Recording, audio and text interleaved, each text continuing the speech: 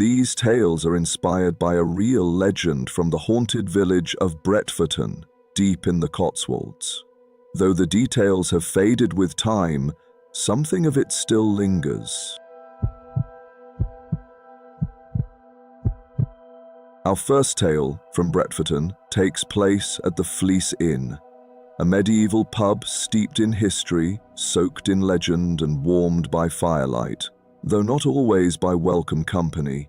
This is the story of betrayal, footsteps, and a single wet footprint. The betrayal at the Fleece Inn. It was on a storm-blackened evening that the traveller came into Bretforton.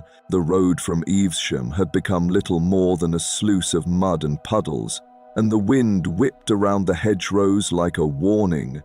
The man's coat was soaked through, his boots filled with cold water, and his patience worn thin. But there, ahead, just beyond the crooked signpost, was the promise of warmth. A flickering amber glow from crooked windows beneath a sagging thatch. He squinted through the downpour. The Fleece Inn. The building was older than it had any right to be, timber-framed, with walls that leaned inwards, and doorways barely tall enough to pass through upright. The place looked as if it had exhaled history with every winter wind. He pushed open the door and was met with instant warmth. The glow of firelight, the murmur of locals at the bar, and the comforting scent of hops, smoke, and something roasting gently in the back kitchen. The landlord, a man with wiry arms and grey at his temples, nodded a welcome. "Evening. You'll be wanting a bed, I reckon? I'll pay whatever it costs. As long as there's a fire, you're in luck. Room upstairs, fires lit, beds dry, mostly." He slid over a tarnished brass key. "Second door on the left. Mind your head, the beams have caught better men." The room was plain, wooden floor, narrow bed, low eaves that made the ceiling feel like it might press down in the night. A fire danced in the hearth, and the window gave a fine view of the wind-blown village green. He hung his coat near the flames and sat on the edge of the bed. Outside, the storm deepened. Thunder rolled somewhere far off, but inside, it was still.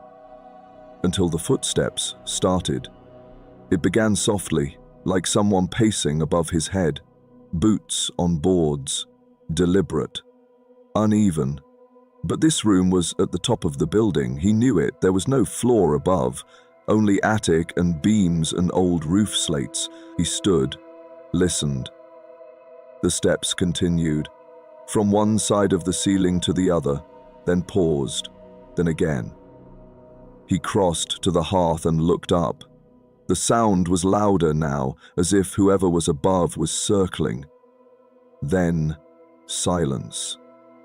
He did not sleep well, and when he woke in the pale morning light, something else caught his attention.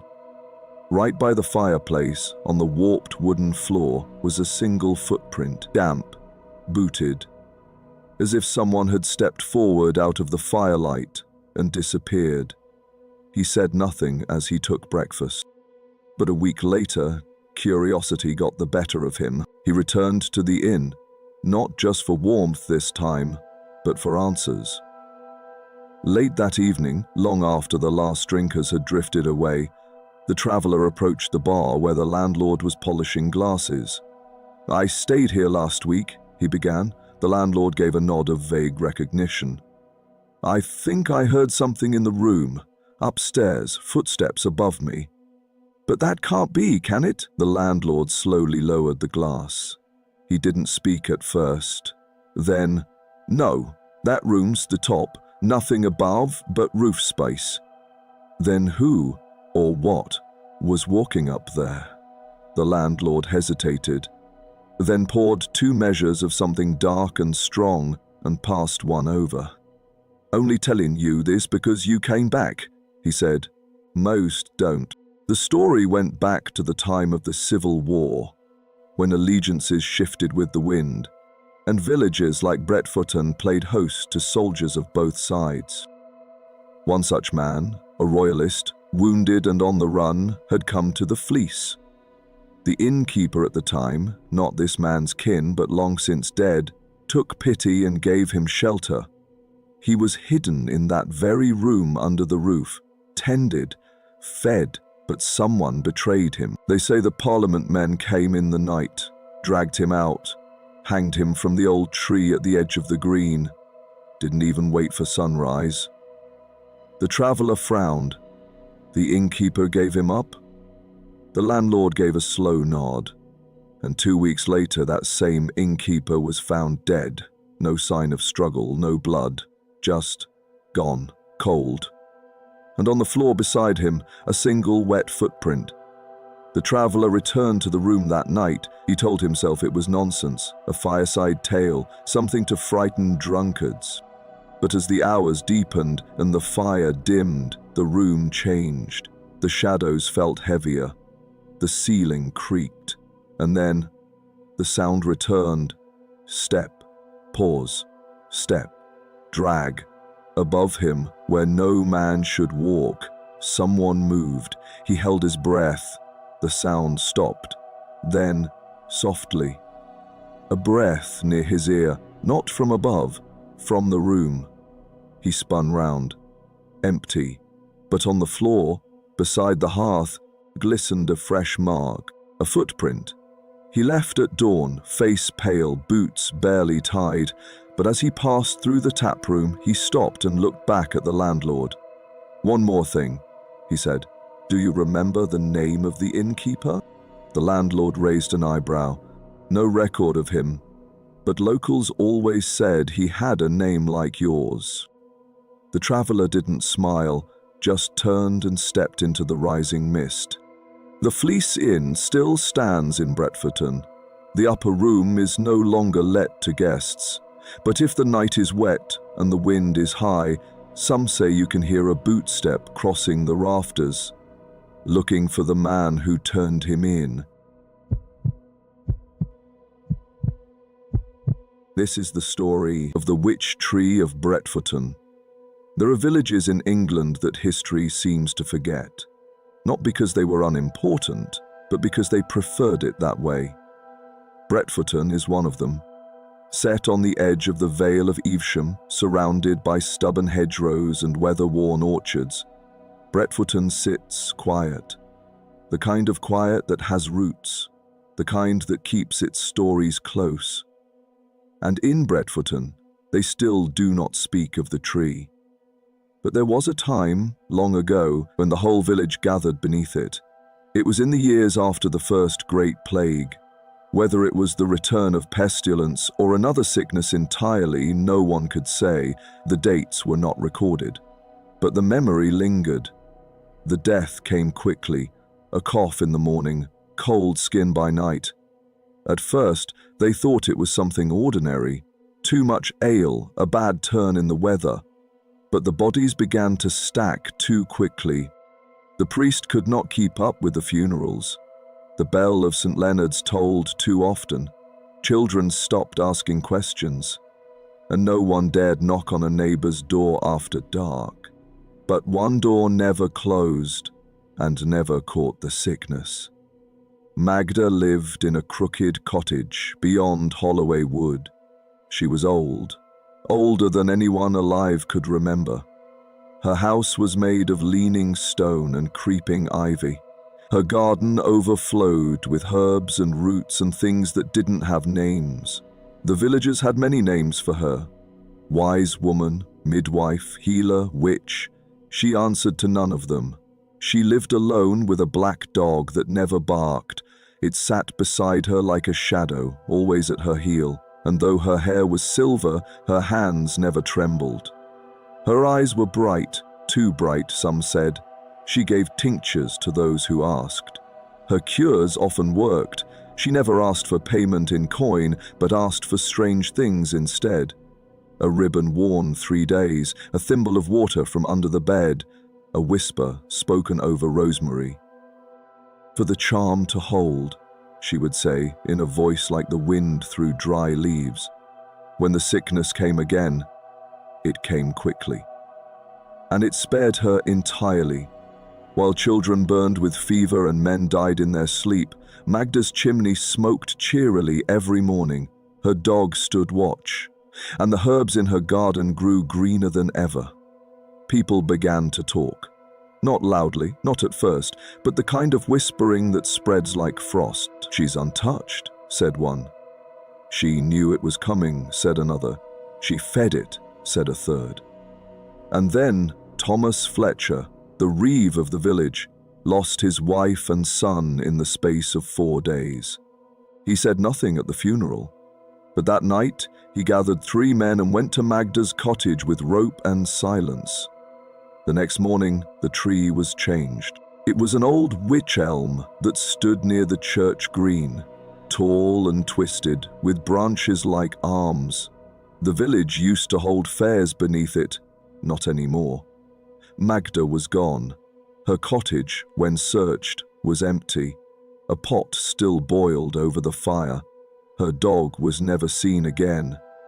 But in the early light, the rope still hung from the elm, and on the branch, the bark had cracked open like a mouth. They say she cursed them with her last breath. No one remembers the words, only that it was not a scream. It was laughter. That autumn, the leaves refused to fall. They turned brown, yes, but clung to the branches like dead hands. The wind passed them by. Children stopped playing on the green. Thomas Fletcher's crops failed. His horse broke its leg in the paddock. His barn collapsed in the night for no reason at all. Then he vanished. They found his boots by the mill pond, but not his body. Another man, one of the 3 who walked with him, claimed to see the black dog again, standing beneath the elm, watching. He left the village a week later and never returned. Seasons passed and Bretforton grew quieter. The priest refused to bless the green. The fairs moved to nearby fields. A new tree was planted for May Day dances, and the wych elm remained. The rope still hung there, though no one touched it. It blackened with rain, stiffened with frost, but did not rot.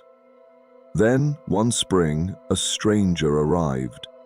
He was a scholar from Oxford, thin and pale, with boots too clean for the lanes. His name was Mr. Percival Hartwell. He stayed at the Fleece Inn and asked odd questions. He was writing a book, he said, something about surviving folklore, superstition in rural England. He had a notebook, a magnifying lens, and an air of polite arrogance. The villagers were kind at first, but as soon as he asked about the tree, doors began to close, faces turned away. Only old Martha Elsmore, who remembered the tale second-hand from her grandmother, agreed to speak. "It weren't just the hanging," she said. "It were what came after." "What came after?" Hartwell asked, his pencil twitching. "No bird nests in it," she whispered. "Not since that night. And sometimes it sings." Hartwell laughed gently, thinking it a poetic exaggeration. He visited the green that evening. The tree stood alone, larger than he expected, its bark warped and ridged like twisted ribs. No other plants grew near it. The grass was sparse. The air was still. In the fork of one high branch, the rope remained, black, frayed, but intact. He made notes, sketched, tapped the bark. It felt warm to the touch despite the spring chill. Something rustled above him. He turned quickly, but nothing moved. He left before sunset. Something in the light bothered him. That night, he wrote in his notebook, "Curious specimen, wych elm, possibly centuries old. Reports of folk avoidance typical for post-trauma sites. Rope still intact, no rational explanation for preservation. Locals unwilling to discuss. One suggests auditory phenomena, investigate further. He planned to return in the morning to collect a cutting. He never did. The innkeeper knocked on his door after breakfast, no answer. When they broke in, the bed was undisturbed. His coat hung on the peg, His satchel lay open. The window was unlatched. His notebook remained open on the desk.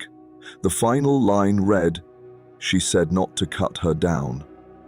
A search party was raised. They combed the fields, searched the wood, called down the wells. Nothing.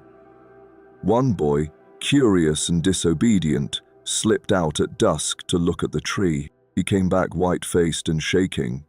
He said he saw a man hanging there, pale coat, still boots, swaying slightly in a wind that wasn't blowing.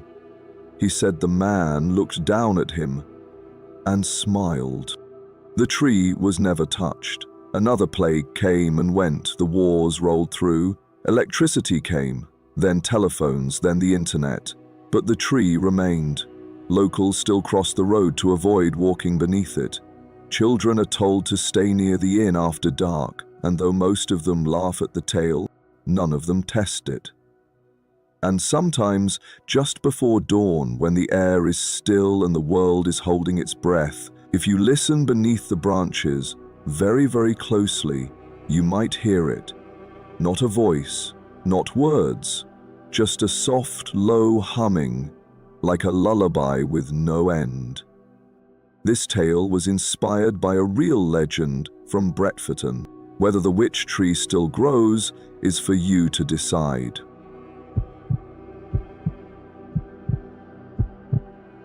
Our third tale from Bretforton takes us out of the warm taproom and onto the long, narrow lanes that thread between the fields. It is said that just beyond the edge of the village, where the old Offingham Road meets the woods, something walks at dusk, draped in grey, barefoot on gravel. This is the story of the Grey Monk of Offingham Road. They told him not to take the road at dusk. The warning came not in the form of shouted words or frantic gestures, but in the quiet way the old farmhand looked out the window as if calculating the remaining daylight.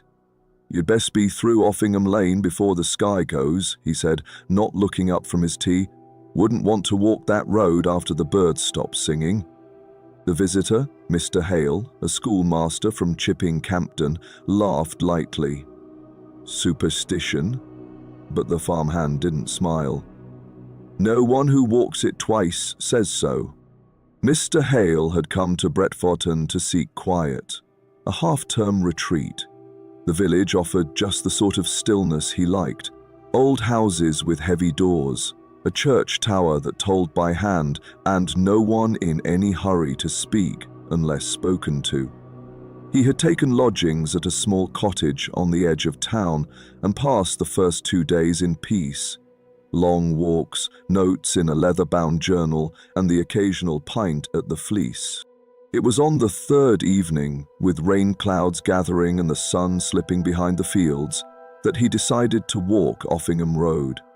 He'd heard of it twice, once from the farmhand, and again from the postmistress who refused to say its name without crossing herself. That alone was reason enough to see it.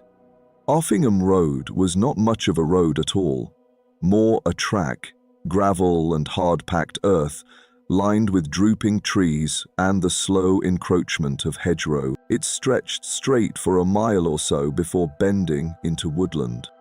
Hale walked it with his coat buttoned and his boots snapping twigs as he went. The air was still. The fields on either side lay dark and empty. But the road was odd. It had the sense of being walked recently, yet no footprints marked the gravel. There were indentations, as if something weightless had passed, disturbing the stones without breaking them. The silence was pressing. Even the birds had quieted. Halfway along, the path dipped by a crumbling wall, moss-covered, with a rusted iron gate half hanging from its hinges. Beyond it, tangled trees sloped toward a sunken clearing. A stone stood there, half buried, carved with what looked like the base of a cross. Hale stepped closer, and then he saw the figure. Not approaching, not dramatic, simply standing. At the far end of the lane, by the bend half shrouded by trees, a man in a long, tattered robe the color of dust and ashes. His head was lowered, hooded, arms tucked inside the sleeves. A monk. Hale froze. His first instinct was to call out, ask if the man was lost or in need, but something in the posture gave him pause. The stillness was unnatural, not restful, but rigid. The man didn't move, didn't sway, didn't so much as blink in the breeze. And then, he did move. He turned, slowly, and took one step forward. Hale backed away, hand gripping the old wall. The monk stepped again. Each footfall made no sound, but the gravel shifted beneath him, a faint scrape like bone on stone. He passed beneath a tree. The branches didn't stir. His feet, bare, Hale now saw, left no print. Only dampness, like the sheen of morning dew. Another step, then another. But the eyes, they were wrong. Where Hale expected shadow or weary sadness, there was only a pale, glassy absence. Not blind, just void.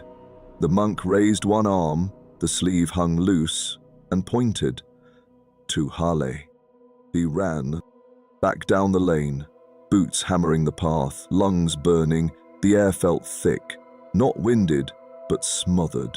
His heart beat wild, chest tight. He didn't look back. Only when he burst from the lane into the first stretch of Bretforton proper, where a dog barked and a child's voice called across a garden, did he slow. He turned. The road behind him was empty. That night, Hale sat in the taproom of the Fleece with his hand wrapped round a brandy glass. The fire crackled. The voices of the regulars were a dull hum. The landlord came over, wiped his hands on a towel. You look like you've seen something. Hale met his eyes. Offingham Road. The landlord's mouth tightened. You saw him? Hale didn't speak. I've heard it before, the landlord continued. People see him when the light goes. Always the same. Grey robe, barefoot, silent as dust. Never speaks, just appears, follows, sometimes points. Who is he? Don't know, but some say, long time ago, a monastery stood down that way. Nothing left now but a few stones and a curse. They say a monk was buried alive there, punishment for a sin he never confessed. Buried alive? Supposedly refused to reveal something to his brothers, some secret. Took it to the grave, or didn't. That night, Hale did not sleep. He lay in the small rented room, candles extinguished, listening, and at some hour between midnight and dawn, he heard footsteps on the gravel path outside. Soft, dragging, not hurried, not lost, just moving. Steadily past the window. He did not rise to look. But in the morning, at the edge of his doorstep, he found a smear of damp gravel and 2 pale footprints. He left Bretforton the next day. The village was quiet, the lane overgrown. But years later, in the margin of a school book passed down from a pupil, was found a short note scribbled in pencil. Offingham Road. Never again.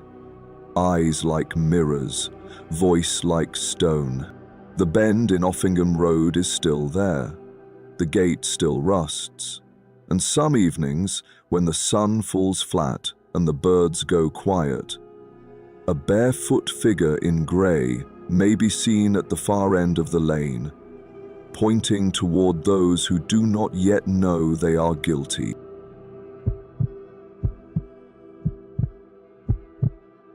At the far end of Bretforton stands a grand house set behind iron gates and overgrown hedges.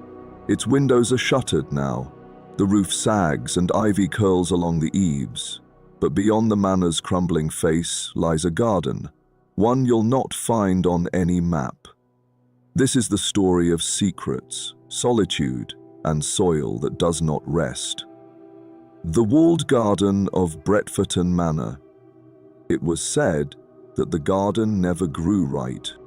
Even in summer, when the rest of the Cotswolds bloomed with roses and lavender, The patch behind Bretforton Manor stayed pale and choked, overrun with yellowing vines and brittle stems that never flowered.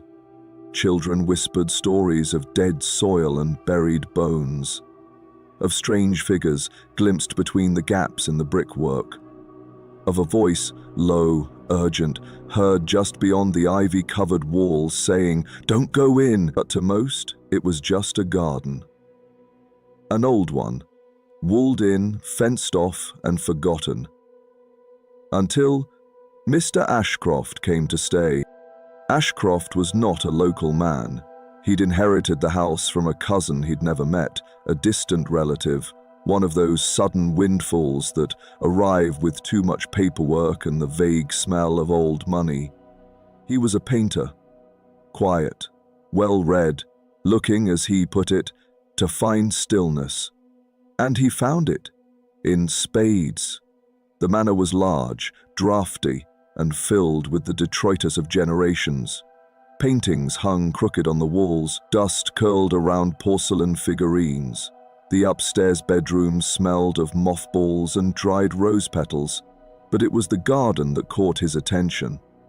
He first noticed it from the study window, a circular patch of lawn hemmed in by tall brick walls, with a single iron gate set into the far side. The trees around it grew thick, pressing inwards, as if trying to claim the garden for themselves. No flowers, no benches, just an old sundial in the center, and earth that looked heavy. He asked the housekeeper about it, a local woman named Mrs. Kettle. She pressed her lips together. "Best leave it, sir." "Why?" She wiped her hands on her apron. "Things don't stay buried there." Ashcroft assumed it was nonsense, local superstition, village gossip, but he couldn't stop looking at it. The way the shadows fell in odd directions, the way the birds seemed to avoid flying over, the way the gate, though rusted, was never locked. On the 5th day he went in, the garden was colder than the rest of the grounds. There was no breeze, but the leaves in the corners shivered. No birdsong, only the soft crackle of weeds underfoot. The sundial was engraved with Latin too worn to read. The earth smelled sour. Still, Ashcroft was a painter. He saw the aesthetic in decay. He set up an easel, made sketches, shadows against the wall, the shapes of trees pressing from the other side. And then he began to paint. The first work was subtle, a study of shade and form, but when he showed it to Mrs. Kettle, she turned pale. "You've put something in it," she whispered. He frowned. "It's just the garden." "No, sir, look here." She pointed to the background, the dark edge where the ivy hung heaviest. There, half obscured, was a shape, long, thin, robed. A man? "I didn't paint that." That night he dreamed of the garden. He stood at its center, alone. As the wind rose, the sundial turned backwards, the walls pressed in. And a voice, low, ragged, whispered, "Dig." He woke with his hands clenched, fingernails full of soil. He didn't tell Mrs. Kettle, but he returned to the garden in daylight. He brought a spade. He dug. The first layer was dry, brittle roots and stones, then older soil, heavier, deeper still. Something strange. Patches of scorched earth, as if fire had burned deep into the ground, and then he found the bones. Small at first, a fingertip, brittle and yellow, then larger, a rib cage. A jawbone, teeth still fixed, and lower still, a rusted chain. The remains of shackles, the links fused with time and rust. He dropped the spade, backed away. That night, the manor creaked. Ashcroft sat in the study, staring at the half-finished canvas. The figure in the ivy was clearer now, defined, watching. And then the lights flickered, a coldness behind him. In the reflection of the window he saw a figure, tall, robed, standing in the doorway. But when he turned, the room was empty. Mrs. Kettle found him in the morning, still at the desk, pale and trembling. He said nothing, just pointed to the garden. She knew, of course. The story was old. The walled garden had once been a punishment ground, a place where the manor's cruelest ancestor, Sir Edmund Dorrington, had held his private court. Servants were tried for petty offences, theft, disobedience, insolence, and buried where they fell, sometimes alive. One servant, a young gardener, had been accused of poisoning the roses, a ridiculous claim, born of paranoia. He was taken to the garden, chained, and left to die beneath the sundial. They say he cursed the ground with his last breath, and from that day on, nothing would grow there. Ashcroft didn't paint again, but he stayed in the house. He kept the doors locked, the curtains drawn, and sometimes, late at night, Mrs. Kettle would hear him pacing the garden. One morning, she found the easel standing alone at the center of the lawn.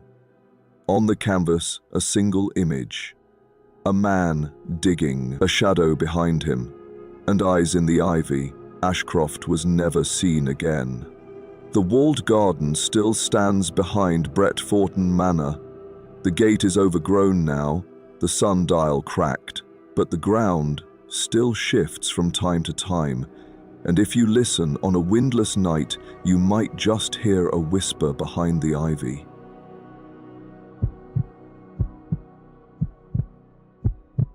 In every village, there are places left untouched. Corners of graveyards, shuttered windows in the church tower, doors that creak open but are never seen to close. Bretforton is no exception, and beneath the quiet hymnals and candle wax lies a story rarely told aloud. This is the tale of silence broken, and voices that should never return, the choir of the dead.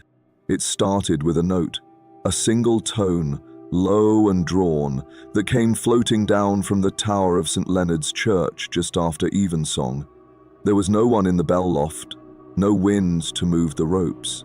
Yet still, the sound had rung out, drifting across the village like the hum of a bowed string.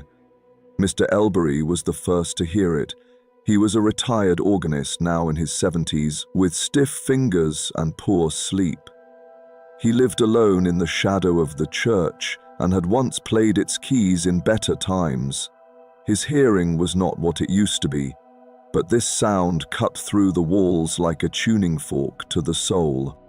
He stood at his window, slippers pressed into the carpet, and listened as the note rose again, this time layered. First a baritone, then a second voice, faint and high, then a third, a harmony. The next morning the vicar dismissed it. Acoustics, he said. Birdsong. A trick of the trees. But Elbury shook his head. It was a choir, he said, a trained one.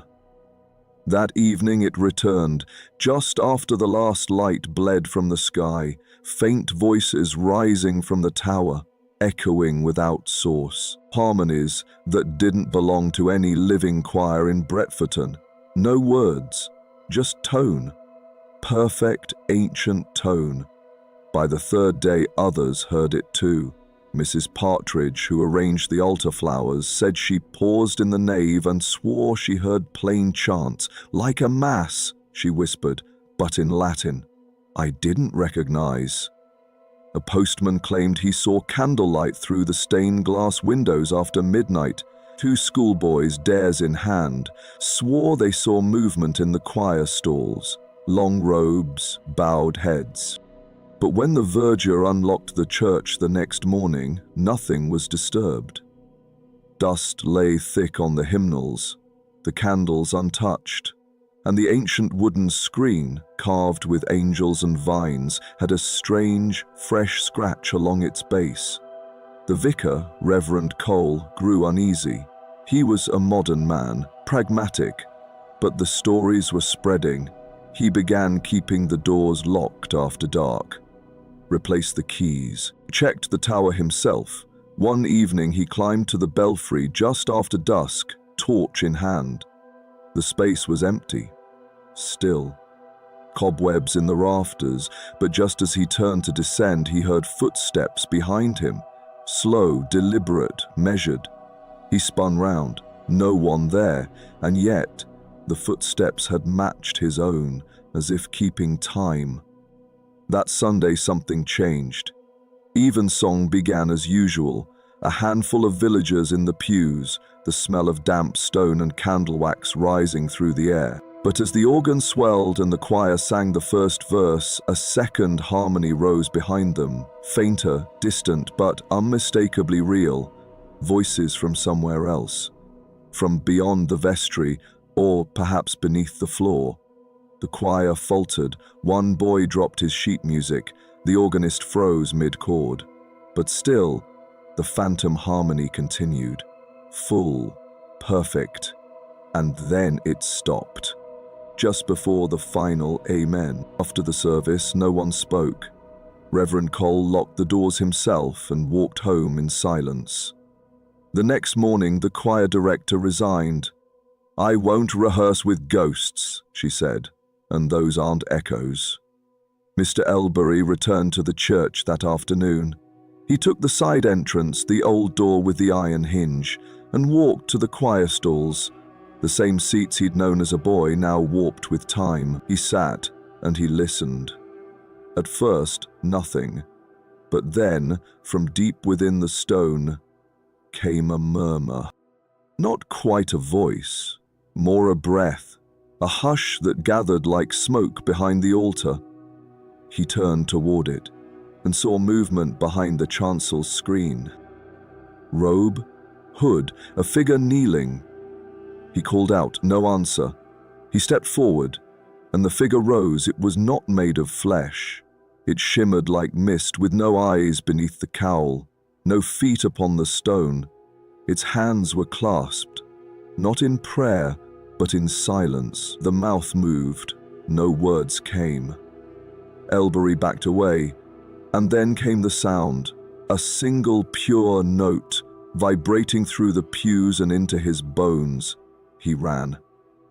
Later, Reverend Cole found him at home, pale and shaking. He made tea, sat with him, listened, and then Elbury told him the story of 1665. In the days of the plague, Bretforton had been struck harder than many villages. The infected were gathered into a barn at the edge of the fields, quarantined and left to die, but the church had not escaped. In secret, by night, the old choir had continued to meet, refusing to abandon their Sunday hymns. They believed their voices would carry to heaven, even as the rest of the world fell into silence. But one by one, they too sickened, and rather than risk the spread, the vicar of the time made a decision.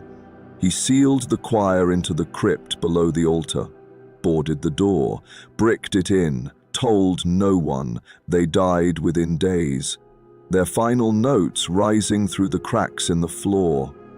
When Cole heard this, he searched the church records. There was no mention of the bricking, but an entry from the plague year simply read, "Choir disbanded, all gone to God." Another note, in different ink, was scrawled beside it, "Silence must be kept."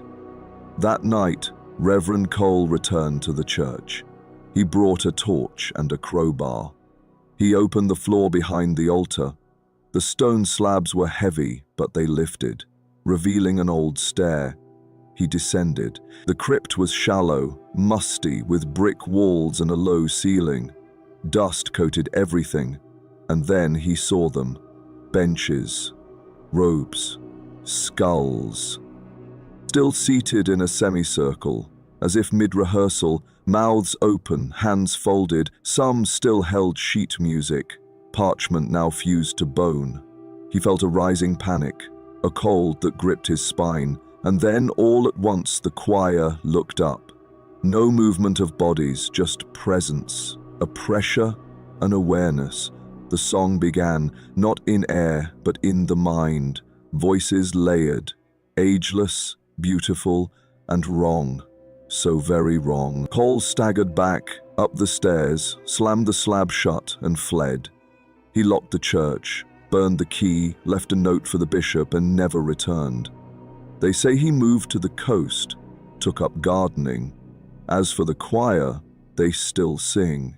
Not every night, but sometimes after dusk, if you walk past St. Leonard's and stop by the yew tree, you may hear it. A harmony without words, a swelling sound from beneath the stone, and if you do, keep walking, do not stop, and never try to join in. The organ no longer plays in Bretforton, the choir is silent, but somewhere beneath the altar a perfect note still holds, waiting for one more voice. Bretforton is quiet now, but in the Fleece Inn the footsteps still echo. In the garden the soil remembers. Along Offingham Road the monk still walks, and in the church the dead still sing. Some villages forget their ghosts. Bretforton is not one of them. Chipping Norton rests high on the limestone crown of the Cotswolds, its lanes dropping away like old ribbons from the market square. By daylight, it is brisk and companionable. Bakers at their ovens, traders calling across the cobbles, the tower of St. Mary's keeping time upon the town. After dark, the same streets acquire a courteous hush. The stone seems to remember more than it says. Footsteps echo a fraction longer than they should. A lamp flickers, though no wind moves. And if you stand quietly under the eaves and listen, you may discover that night here does not arrive empty. It arrives accompanied. So settle yourself wherever you are. Let the breath slow and the shoulders soften. Outside your window, the town's last doors are closing. In the square, a late pigeon adjusts its footing upon the ledge. The tower looks out across the rooftops, and the long fields beyond drink the dusk. Chipping Norton, like all places that have lived a long time, is speaking quietly now. We need only listen.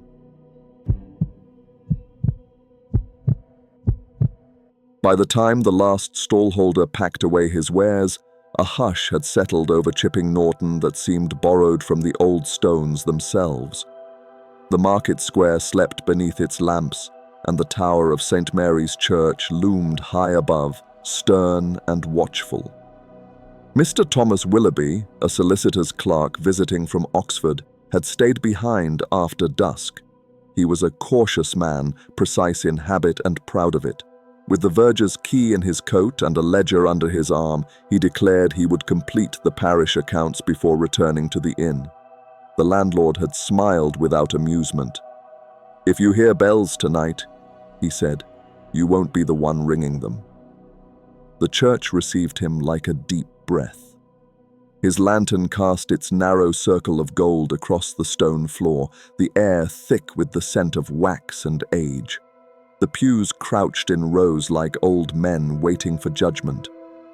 On a table near the chancel sat 3 donation chests, brass-bound and heavy with dust. He set down his satchel, opened the first lid, and began his work. The first chest held coins and buttons, the second, prayer books and receipts. He wrote carefully in his ledger, the steady rhythm of his pencil echoing in the stillness. Only when he reached into the third chest did another sound intrude, the unmistakable tread of a boot upon stone. He looked up, the pencil frozen between finger and thumb. The nave stretched away in shadow. "Verger," he called. No reply came, but the footsteps sounded again, higher this time, as if from the tower stairway. Another, slower, deliberate. "Verger?" he repeated, though he already knew he was alone. The door to the tower was half open. Beyond it spiraled the narrow stair, its stone hollowed smooth by centuries of soles. Mr. Willoughby held the lantern forward. The first few steps waited like a dare. A cold breath descended from above, smelling faintly of iron and damp rope. He set one foot upon the stair, then drew it back. "Not yet," he muttered, and turned away. His work awaited him. The pencil resumed its scratching. The sound from the tower did not. Then, softly, the rope near the west door stirred. It lifted perhaps an inch from the floor and fell again as though testing its own weight. Mr. Willoughby stared at it. The coil shivered once more, then lay still. He swallowed, closed the chest, and told himself the night air must have moved it. But reason, as it turned out, was not the only thing stirring. Moments later, the noise returned, a shuffle, a drag, and something that might have been a sigh. The tower was awake. Mr. Willoughby took up the lantern, telling himself that London men do not fear provincial ghosts. He opened the stair door again. The darkness beyond was thick and upright. Each step protested as he climbed, not loudly, but as though unwilling to serve. A draught moved against his face, bringing with it the scent of wet wool and cold stone. The rope that ran upward beside the stair bore a fresh polish where something had gripped it. His fingers brushed it, and came away sticky with oil. Halfway up, he paused. From above came the slow creak of timber. He could hear nothing else, yet the air seemed crowded. "Verger?" He tried again, his voice barely more than breath. The stair gave no answer, but a whisper, a single, faint syllable, slipped down to meet him. It might have been a prayer or a warning. When he reached the belfry, the lantern's light fell across the great bell. Its clapper hung still. No figure stood beside it, no sign of movement at all, and yet the floor beneath the beam was darker than the rest, as though shadow had taken root there. The air trembled just enough to ruffle the flame. Then the rope moved, drawn tight as if under a hand unseen. Mr. Willoughby felt the heat leave his body. The lantern fogged with the breath of another. A smell, not unpleasant but terribly human, of sweat, tallow, and iron filled the air. He could not see a man, but he saw where one had been. A faint print of a boot in the dust, the shape of fingers at the rope's base. He watched as the rope lifted, fell, and lifted again. The bell gave a small, sorrowing note, too light to carry through the stone walls, but enough to make his heart tremble. He did not run. He simply backed away, keeping his eyes fixed on the rope as though it were a creature that might bite. On the first landing, he stumbled, caught his coat on the iron hinge, and swore under his breath. The stair seemed to breathe with him all the way down. When he stepped once more into the nave, his breath escaped him in a single, grateful burst. The church was silent again. He gathered his papers with shaking hands, closed the chests, and locked the great west door behind him. At the King's Head, the landlord looked up as he entered. "Well?" he asked mildly. "All counted?" Mr. Willoughby took the glass that was poured for him and stared into it. "Who was Mr. Joyce?"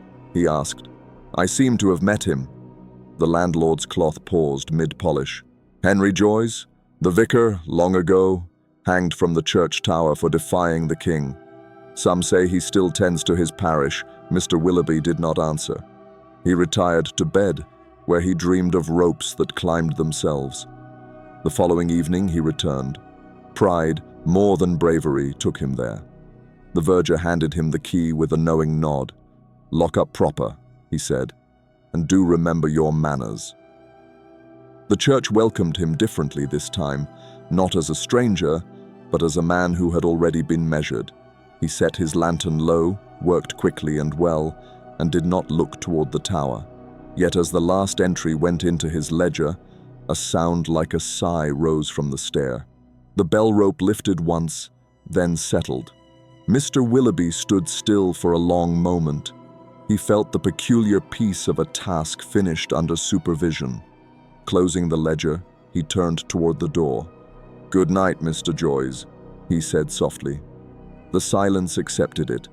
Outside, the square was cold and wide, but it no longer felt unfriendly. In the morning, a letter awaited him confirming that his figures were correct and his diligence noted. He smiled at that. Before leaving Chipping Norton, He walked once more to St. Mary's and stood beneath the tower. His hand rested against the stone, cool but faintly alive beneath the sun. "Rest easy," he murmured. A rook called from above, and the bells, still as death, seemed for a moment to remember what they were for.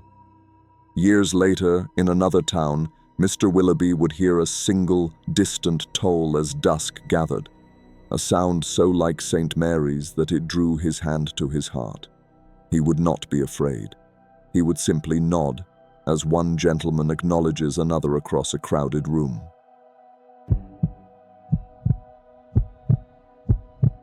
West Street begins where the market square forgets its confidence.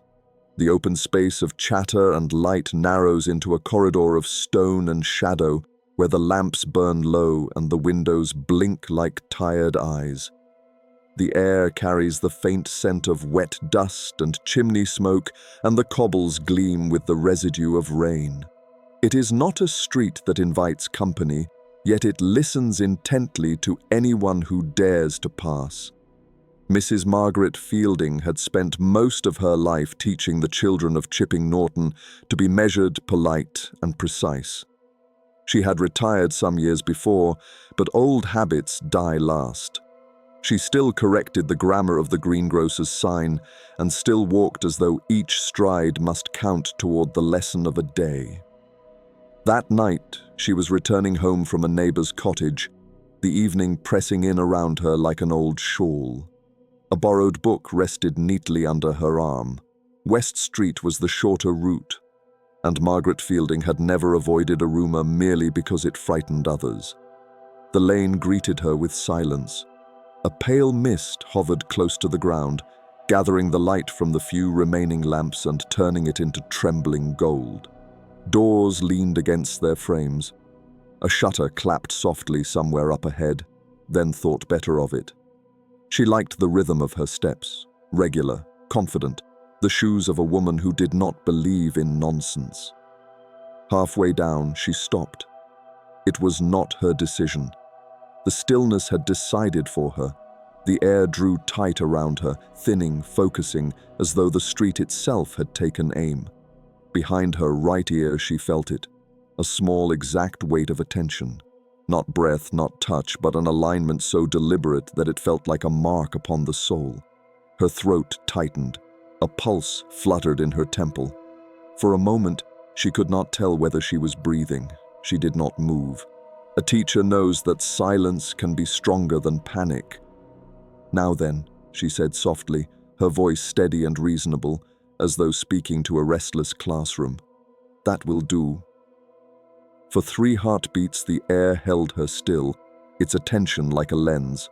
Then, without protest, it let her go. A cool draft brushed the back of her neck, a ghost's apology.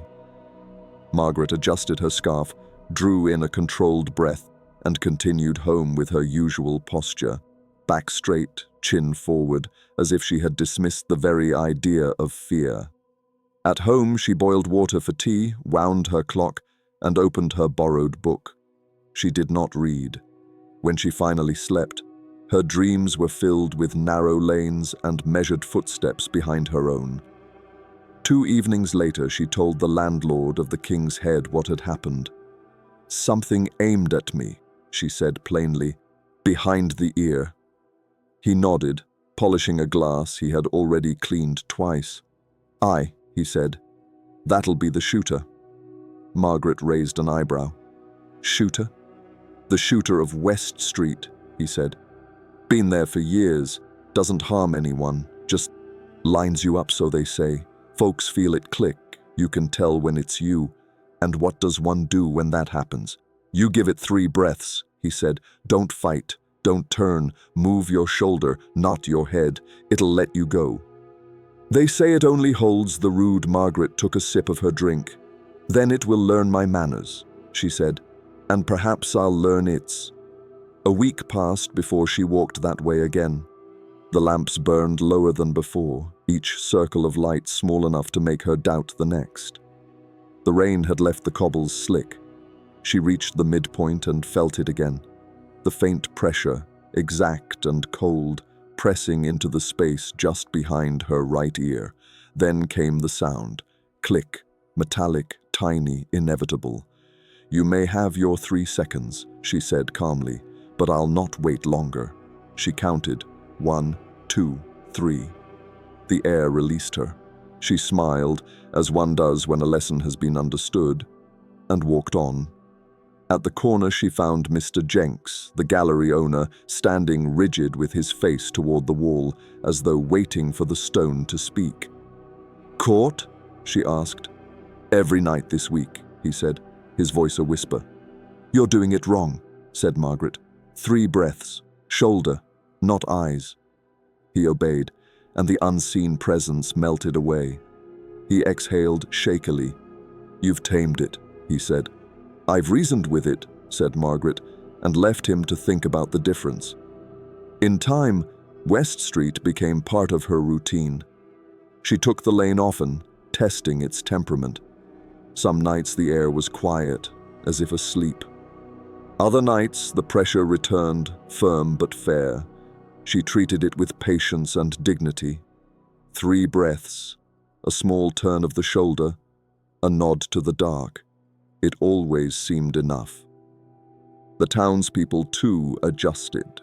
The constable admitted that he had negotiated with it once, after feeling a strange chill and hearing that sharp, metallic click. Boys dared each other to stand in the middle of the lane after dark. Few lasted more than 2 breaths. Nobody laughed about it anymore. One night, after a late visit to a sick neighbor, Margaret walked home through a mist so dense it felt like walking inside a memory. The presence came earlier than usual, tracing a cold line across the back of her neck. "Not tonight," she said firmly. "You've had your chance." The pressure eased instantly, as though acknowledging her authority. She began to think of it less as a haunting and more as a lesson. The street was teaching restraint, perhaps even courtesy. It intervened when tempers flared or when thoughtlessness hurried people into danger. A cyclist once stopped there for no reason at all, seconds before a van came skidding round the corner. A drunk collapsed against the wall and woke the next day without bruise or injury. The lane, Margaret thought, was correcting rather than punishing. One winter night, she came across 2 young men arguing beneath the lamps, their voices brash with ale. The argument stopped halfway through a curse. Both froze, staring ahead. Margaret passed between them like a headmistress inspecting her pupils. "Good evening," she said mildly. The pressure broke. The men scattered. Margaret smiled faintly. "Well done," she murmured to the lane. "You learn quickly." The next day she told the landlord, "It isn't cruel. It's disciplinary." He chuckled. "You've taught it manners." "No," said Margaret. "It's always had them. I've merely reminded it. If you walk West Street after midnight, you may feel it too. The moment the air contracts and the world goes still. Don't turn, don't run. Breathe 3 times. Offer your shoulder, not your face. Then walk on quietly with respect. And if you happen to see a woman ahead of you with silver hair carrying a book and walking as though she owns the pavement, keep her pace. The lane approves of her, and through her, it might just let you pass." They told Dr. Arthur Selwyn that the roll-right stones were best seen when the weather could not decide. "A sky that won't make up its mind is kinder to old things," the innkeeper had said. Arthur had smiled at the remark, approving of ambiguity in clouds if not in scholarship. He set out after luncheon with notebook, tape, and compass, his boots clean and his purpose tidily folded. The lane climbed through hawthorn hedges, the air cool with chalk and wood smoke. When the ridge opened before him, it did so without ceremony, and there, quietly waiting, stood the first of the stones, 4 upright slabs and a 5th that had slumped between them. The locals called them the Whispering Knights. Arthur removed his hat, not from reverence but to see more clearly. Late Neolithic, he said aloud for the comfort of hearing reason pronounced. Portal tomb, subsidence. The tape lay obediently along the edge, his pencil scratched its small, industrious notes. When he paused, the silence pressed closer. The wind moved in circular breaths, as if the field were turning its own thought over. A tap of wood on stone broke the stillness. A man in a shepherd's coat appeared on the ridge, his face lined by long weather. "You'll be counting then?" he asked. "Measuring," Arthur replied. "Counting is for superstition." The man nodded once. "Best keep to that. Counting never ends tidy here." He touched his cap and walked on, his stick tapping the stone once more before silence reclaimed him. Arthur smiled faintly. "They always say that," he murmured, and walked toward the main field. "I will not be counted by stories," he thought. "I will count them." The king's men, the so-called circle, revealed themselves without announcement. A ring of low, lichen-crusted uprights, none straight, each leaning into the next as if listening to a quiet speaker. It was not monumental, but human. A congregation that had mislaid its text and stayed for the silence. He set his compass, chose a start point, and paced. He kept the numbers under his breath. Numbers behave better when not overheard. 64, 67, 70. The margin of his notebook acquired 3 totals and a question mark pretending to be methodical. Then came the whisper. It rose faintly, low and layered, soft as many voices murmuring in sleep. Not wind, the air was too still. Not birds, they were too far away. It had the shape of speech without its words. He stood still, pulse measured, ears pricked. The sound shifted as he turned, following him, or seeming to. He touched one of the stones. The surface was cold and slick, faintly damp, as though breath had cooled there moments before. Beneath the lichen there seemed to be something steady and alive. He drew his hand away and laughed quietly. "Resonance," he said aloud, "an acoustic illusion." His own voice sounded strangely small against the waiting air. He crossed the road to the solitary King's Stone, narrow and tall, standing apart like a sentinel unwilling to join the others. Its surface bore old grooves, some carved, others natural. He brushed a line with his fingers and found chalk dust whitening his skin. For a moment, the stone's shadow appeared to stretch in 2 directions at once. Rain began before he reached the inn. The landlord, a serious man who polished glasses as if polishing thought, set down a tankard. "You were up by the stones," he said. "I was." "They're best left to themselves after light fades," the man replied. "They whisper then." Arthur smiled. "I have heard worse whispers in common rooms." That night he dreamt of a circle that counted itself. The stones turned one by one as if conferring. When he woke, his notebook lay open, and along its margin a faint white ring of chalk had appeared where no hand had rested. He rubbed it once. It dulled, but it did not go. The next afternoon was leaden and still. He returned to the ridge with the resolve that sometimes hides fear. The king's men waited as before, but perhaps not quite the same. He began his circuit again. At 23, he distrusted himself. At 39, he distrusted the stones. At 64, the whisper came again. Fainter, but insistent. It seemed to rise through the soil, not fall from the air.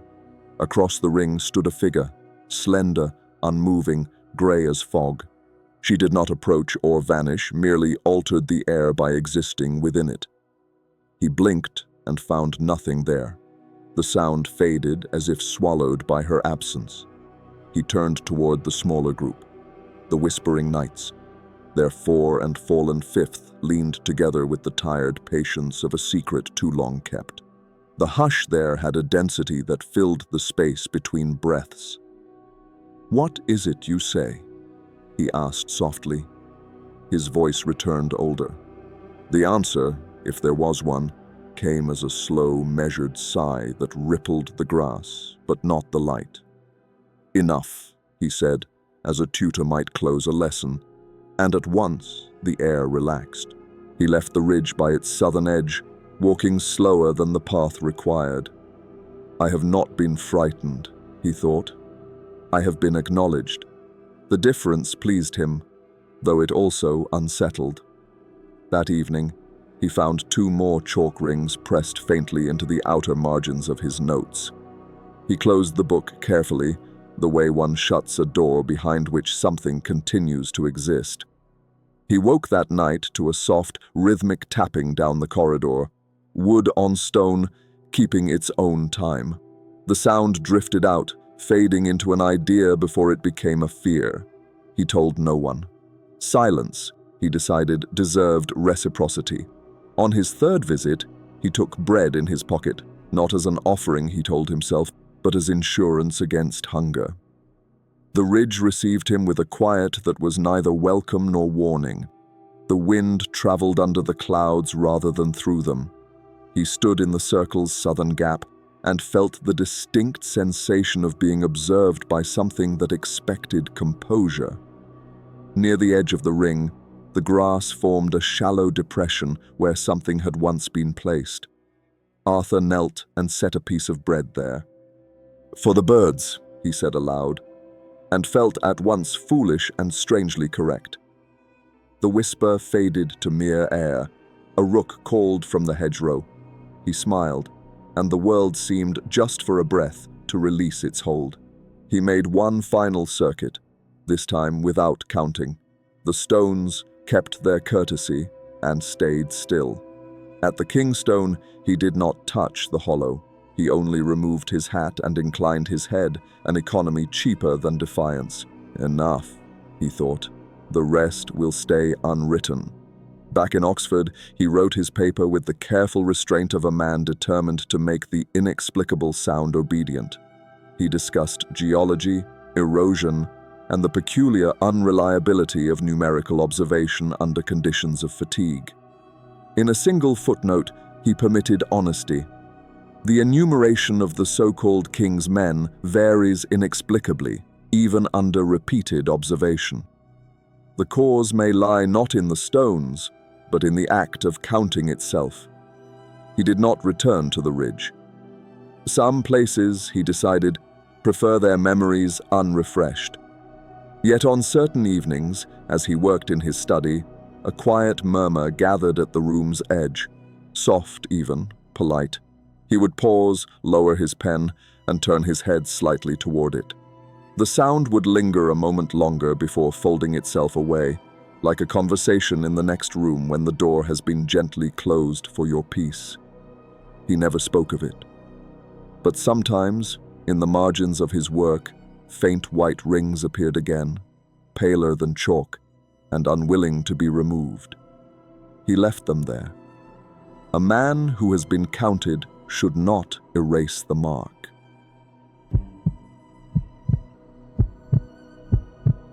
The market square of Chipping Norton is a civil place, even after midnight. The facades keep their expressions, the lamps hold their ground, and the cobbles, old bones in good order, offer a sensible footing to anyone who still has steps to spend. On some nights, the tower hums very softly, like a parent thinking while the house sleeps. On others, no sound is required at all. It is on such nights that the guardian is said to stand. Miss Eliza Cartwright, who kept the small bookshop near the corner, often stayed late to put the day back into sequence. She was not a fearful person. She had learned that a well-swept step repels more trouble than any charm. Her pleasures were unshowy, the smell of paper and glue, a straightened row of spines, the click of the door latch finding itself without help. She would lock up, test the handle twice, and cross the square with the sense that the town approved of her methods. One November night, fog lay thinly, not enough to explain anything. Eliza drew her scarf higher, nodded to the silent windows, and began her short walk toward New Street. Halfway across, she noticed the figure. Not skulking, not theatrical. Simply present, as a lamppost is present. It stood near the edge of the square where the cartwheel ruts make a memory of old markets, wrapped in a dark cloak that took the shape of a person without fuss. The hood was up, but not to hide a face, rather to keep weather off the thought of a face. She did not stop. People who run invite pursuit. Instead, she moderated her pace, a small courtesy. As she came level with the figure, she gave a polite incline of the head as she would to a neighbor seen from the side. "Good evening," she said. "Good evening," the figure returned, in a voice quiet enough that the square could keep sleeping around it. It was neither man's nor woman's voice, or perhaps it was both in sequence. She could not tell where the reply had come from. It seemed to have been placed gently into the air before her. "You are late," it added, not reproachfully, but as one might remark upon the weather that has arrived. "Shelving," said Eliza. "It takes as long as it takes." "Quite right," said the figure. "Mind the step. There is a small change of level near the drain. Visitors discover it after the event." Eliza, guided by the remark, adjusted her foot by a thought's width and found firm purchase where she might otherwise have misjudged. When she looked back, the cloak had become the night again, and the square resumed its ordinary ownership of itself. Over the next weeks, she observed the figure in passing. It appeared when the town had decided to feel older. Sometimes it stood near the base of the tower, sometimes by the pump, once beneath the lintel of the old Guildhall where the wind arranged itself tidily. It never moved quickly, though the eye could not always account for how it had changed its mind about where to be. Couples returning late crossed the square without whispering. A lad, racing a bicycle where a bicycle should not be raced, found his chain slip to a halt of its own accord just before the corner. He walked it the rest of the way with excellent manners. Eliza mentioned none of this to customers. She kept a shop, not a club for tales. But she did say to the landlord one night, "Do you ever see a person wearing the square as if it were a cloak?" He nodded. "A guardian. Old families speak of it. It minds the place when it needs minding." "Does it belong to anyone?" "To the square, I suppose. Or to responsibility." She accepted this tidy explanation. After that, she noticed other signs of a watchful presence that preferred correction to drama. A stack of crates left carelessly near the curb had slid itself closer to the wall by morning. A bill pasted over another, the common sin of posterers, peeled back overnight as though the glue had rethought its loyalties. On market day, a pigeon with ambitions above its station chose not to land upon the cheese stall after all. At Christmas, when garlands were strung and the town's patience with cheer grew thin at the edges, the guardian's attention seemed particularly timely. A man in handsome boots swayed into the square with a declaration forming on his lips that would have been indelicate at the hour he had in mind. He froze one pace before the pump, blinked, and turned his sentence into "Good night all," which satisfied everyone, most of all himself. Eliza, fastening the blind within her shop, smiled without looking round. Not all interventions were so small. One night in late winter, with frost patching the cobbles like old lace, a delivery cart came too quickly down the slope. The driver, who had misread the hour in his pocket watch and his obligation to caution, found his horses take the corner a fraction wide. The left wheel lifted, intention gathering itself for a hurtful lesson. Eliza, only a shadow crossing the square at that moment, saw the cloaked figure step from nowhere into exactly the right place and incline itself very slightly toward the tipping wheel. The cart righted. The driver, pale with the mathematics of what might have been, removed his hat to the night and said quite properly, "Thank you." "You are welcome," said the air, which had already gone back to being a square. Eliza began, after that, to greet the figure as a colleague rather than an apparition. "All quiet," she would say. "For the moment," the answer would come, or "The wind is indecisive." Or, when hail jumped on the cobbles like impatient children, we shall all keep our tempers. Once, in a dry month, she lingered near the pump and asked, "What are you guarding, exactly?" "The idea of here," said the figure, "and the good manners that make here possible." "Is that not rather abstract for a square?" "A square is geometry made public," it replied. "People need somewhere to agree about. I stand for that." Eliza considered this with approval. She had always liked things that held their shape for the benefit of others. In March, a stranger came, a photographer with a cumbersome tripod and the pleasant arrogance of one who will make a picture whether or not the subject consents. He set up in the center and asked Eliza, who happened to be crossing, whether the square ever produced character at night. "It produces what you bring to it," she said. "Try politeness." He laughed, exposing more teeth than wisdom, and took a long exposure aimed toward the tower. Later, when he developed the plate in a borrowed kitchen, he found that the image held a shape where no such shape had been visible to him, a darker gravity, like a coat hung impeccably upon nothing. He attributed it to process, because professions have their dignity. As spring lengthened and evening forgot to arrive on time, the guardian showed itself less often. Eliza slept better, which may be related. But on those few summer nights when heat lay heavy and tempers loosened, a folded shadow would be standing precisely where it should, and the square would remember itself. A quarrel would drop an octave and finish as a discussion. A group of lads would decide that the church steps were not a seating area after all. A visiting hound would sit neatly beside its master, while the master discovered, with gratitude, that he owned the dog rather than the evening owning him. Years later, when Eliza had let the shop go to a girl with energy and sound opinions, she returned to the square on a night that had not been invited to rain, but came anyway. She stood under the eaves and took stock. The town had changed less than it believed. She felt, rather than saw, the shift of attention that meant the guardian had come to its post. "Good evening," she said. "Good evening," the square said back through the shape it was wearing. "I have retired," she confessed. "You have not," it said. "You have altered your duties." "Quite right," said Eliza. She crossed to the pump with the steady care of an old hand using steps she herself had polished. She did not stumble on the change of level near the drain. People watching from windows, if any had been awake, would have observed nothing to remark upon and would have slept a little better for it. If you find yourself late in Chipping Norton when the square has decided to be ancient, you may see a fold of darkness standing where a person might stand to be useful.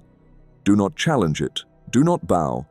Keep your hands where your good sense keeps them, and walk as though your feet understood the design of the place. If advice is offered, mind the step or try the other way. Accept it. You will reach your door with your dignity improved. And if, after you have gone in, you think you hear the faintest sound of a cloak settling into its own arrangement, that will only be the square putting itself to rights for the next person who needs it. So the town returns to itself. The tower breathes, the square arranges its edges, and the lanes stretch quietly toward morning. Chipping Norton has not tried to frighten you. It has tried in its way to teach you the character of a place that keeps its promises even after midnight.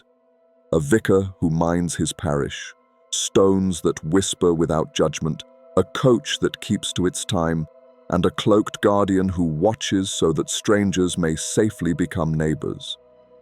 If you slept along the way, you missed nothing. The town kept its place, and the stories kept yours. Now let the breath lengthen. Imagine the stones above the ridge counting gently in the dark, and the square resting under its cloak. When daylight comes, you may carry something of their manners with you. A steadiness, perhaps, or the instinct to stand aside at the right moment. Sleep well and let the town keep watch a little longer. Please subscribe to this channel to be alerted to the next episode of Ghosts of the Cotswolds.